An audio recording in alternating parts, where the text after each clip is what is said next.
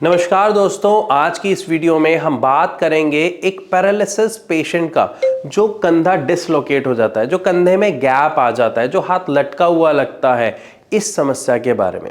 क्योंकि हमारे बहुत सारे जो व्यूअर्स हैं, जो हमारे पेशेंट्स हैं, जो भारत होम्योपैथी में अपने ट्रीटमेंट के लिए आते हैं, उनका ये सवाल होता है कि सर हमारा कंधा उतर गया है, हमें ये दिक्कत आ रही है, इसको हम कैसे ठीक करें।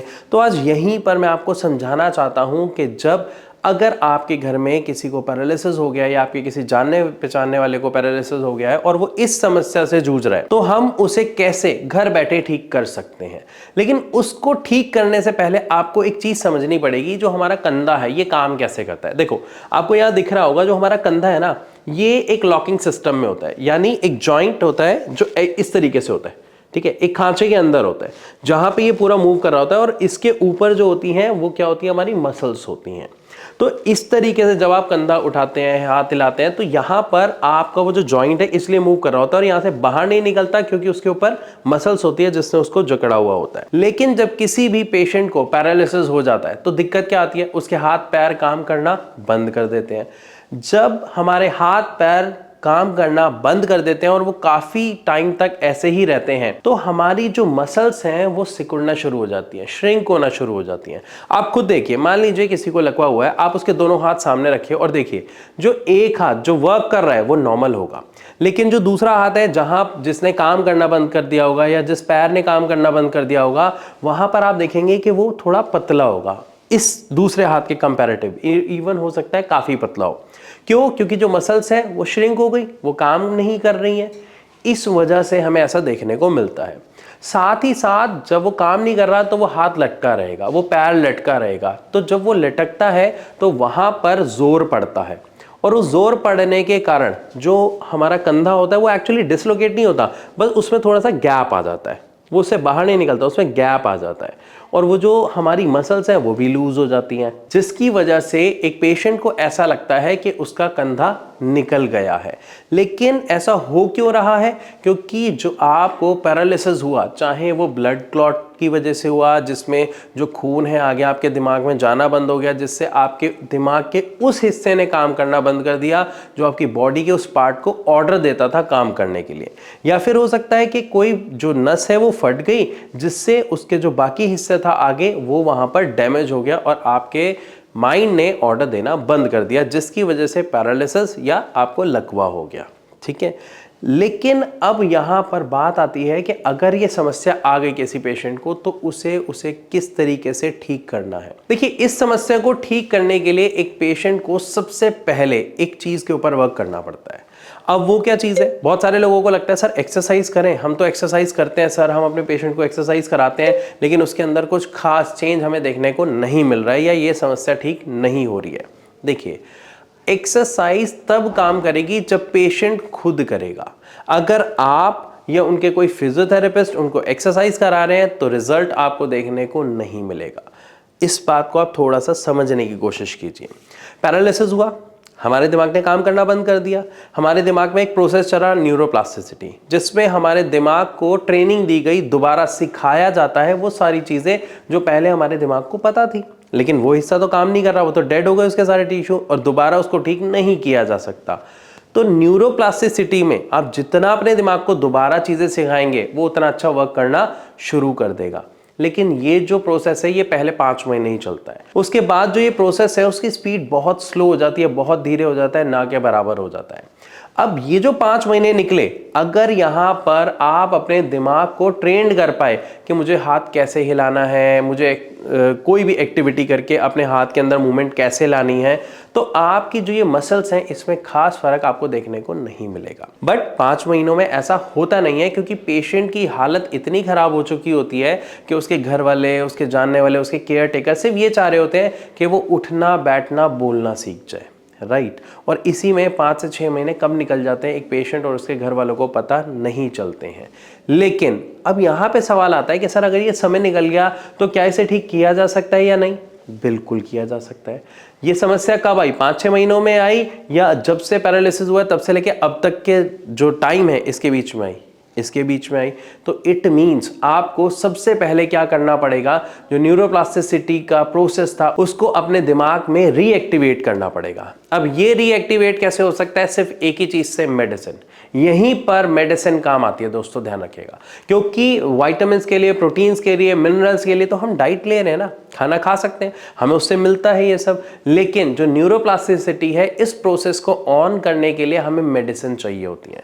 और यहां पर जो मेडिसिन है वो बहुत अहम किरदार निभाती है अगर वो कस्टमाइज मेडिसिन है, यानी पेशेंट की रिपोर्ट्स को देख के, उसकी समस्या को देख के, उसकी स्थिति को देख के अगर वो मेडिसिन कस्टमाइज की गई है, जो स्पेशली होम्योपैथी में की जाती है और भारत होम्योपैथी में।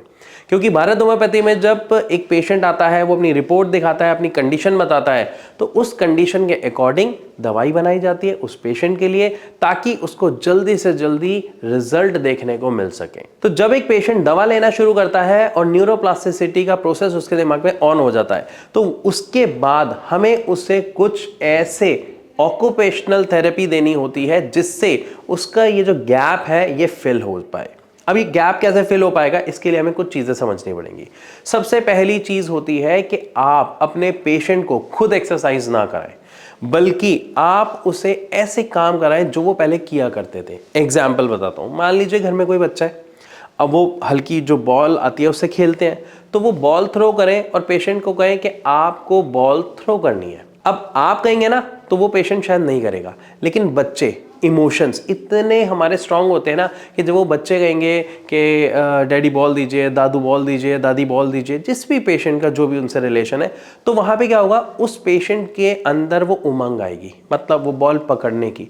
तो जब वो बॉल पकड़नी है, हमें शायद लग रहा है इसमें कौन सी एक्सरसाइज हो गई, लेकिन उस पेशेंट के लिए ये बहुत मुश्किल है कि वो बॉल पकड़ेगा।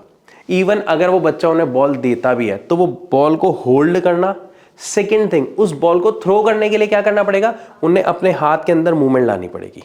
मूवमेंट लाने के लिए हाथ उठाना पड़ेगा। जब वो हाथ उठाएंगे तो आप जो एक्सरसाइज करा रहे थे उनका हाथ पकड़ के, यहां पे आपके हाथ की जो जान है वो 99% लग रही थी, शायद 1% पेशेंट जो है वो कोशिश कर रहा था।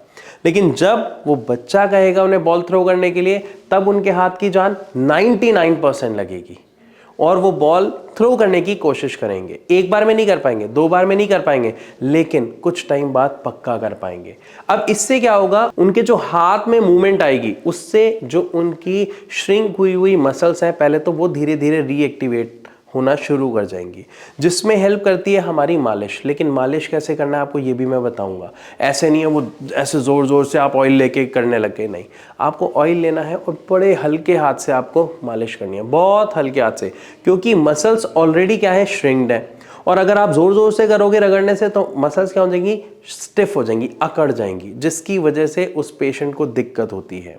तो यहाँ पर हमें मालिश करनी है। मालिश से क्या होगा, वो जो पेशेंट एक कोशिश कर रहा है बॉल उठाने की, तो उसकी बॉडी में जो टायर्डनेस आएगी, जो थकावट होगी, उसको उससे रिलैक्स मिलेगा।